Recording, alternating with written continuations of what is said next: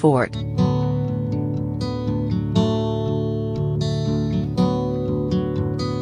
Hit hard.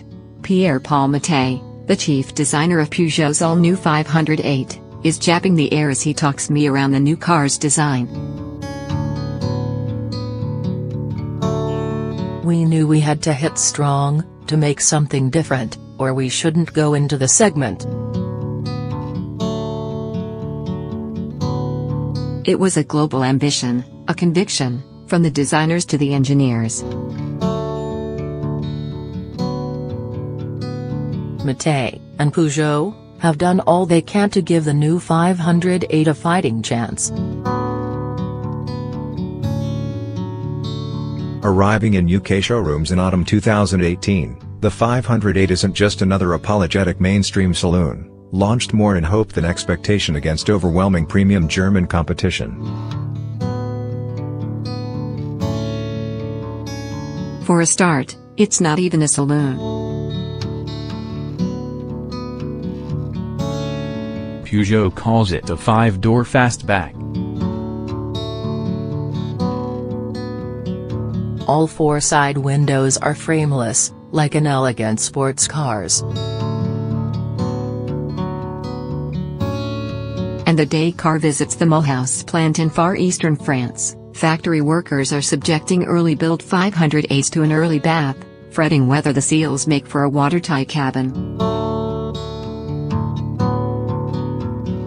At this point in January 2018, some 10 to 15 prototypes per week are coming down the line it shares with the DS7 Crossback. In the summer, that number should multiply to 150 to 200 cars a day.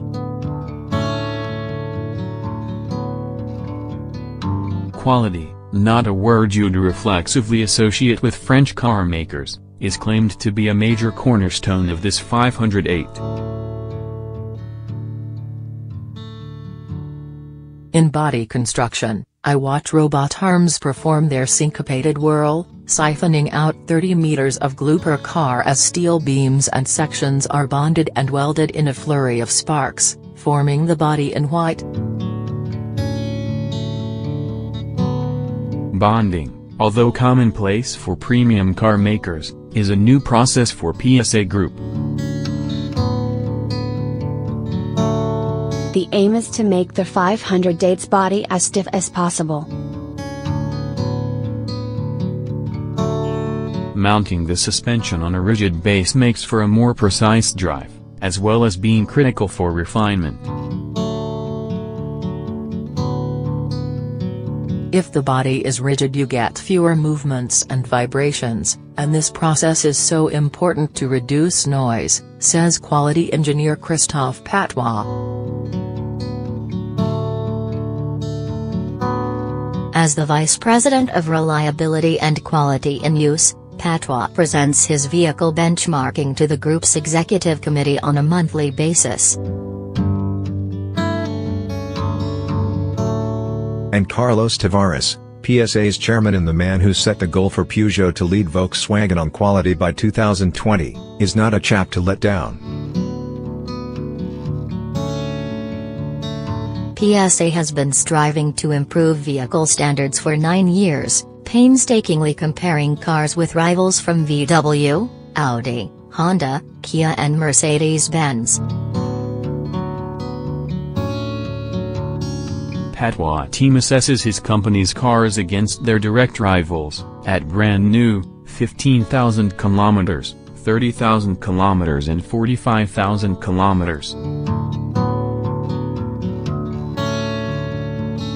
Cars are tested on the open road and proving grounds in hot and cold climates, subjected to hours on a bone-shaking jig whose harsh light induces rapid aging, and then taken into a facility where men in white coats, well, knee-length grey ones covered by a high-vis vest, use panel gap tools and gauges to assess quality. Appearance, parts fitment, the dashboard, internal and external trims, scratch resistance, noises. The 508 is being subjected to days of scrutiny. We've reduced the defects by 50% in 5 years, says Patois. The next step is to reduce by 20% to be clearly the best in this segment. And this quality program's budget? €100,000.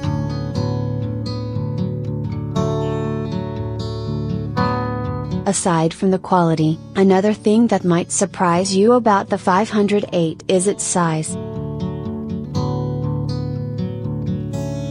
It is 80 mm shorter than the outgoing 508 saloon, and at 1.4 meters high, only a few millimeters taller than the similarly long Audi A5 Sportback.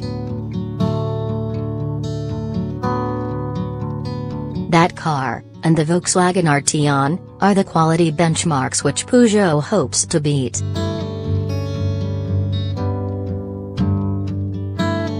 Rear legroom is sufficient, even with the windscreen shunted around 20 mm rearwards to lengthen the bonnet and make the proportions more sporting, and the hatchback boot is marginally bigger too. Peugeot is yet to reveal the car's weight, but its reduced size and more modern EMP2 platform, shared with the 3008 and 5008, will surely bring improvements. Compared with the Citroën C5 on the old platform, EMP2 brings a big difference on weight, CO2 emissions and quality, says Peugeot's Bernard Hesse. The project leader recounts a brilliant story about how the 508 almost ended up on the Vauxhall Insignia's components set. Back in 2012, PSA and GM's then leaders had agreed to pool their large cars to boost volume. We already had the idea to make the 508 smaller, but the decision was taken to put this car on the Insignia platform. We undertook feasibility, but it was too big, too heavy, so the engine, economy and emissions figures were not how we were projecting this segment to develop. I told my boss, we can't do it. But that's the future. What if today's engine lineup? Mounted in the 508's nose, and driving the front wheels via 8-speed automatic transmissions, are 1.6-liter petrol or 1.5 and 2.0-liter diesels. The petrol is offered in 2 states of turbocharged tune, with 177 bhp or 222 bhp, while the new small diesel makes 128 bhp. The big compression ignition engine comes in 158 or 177 bhp flavors.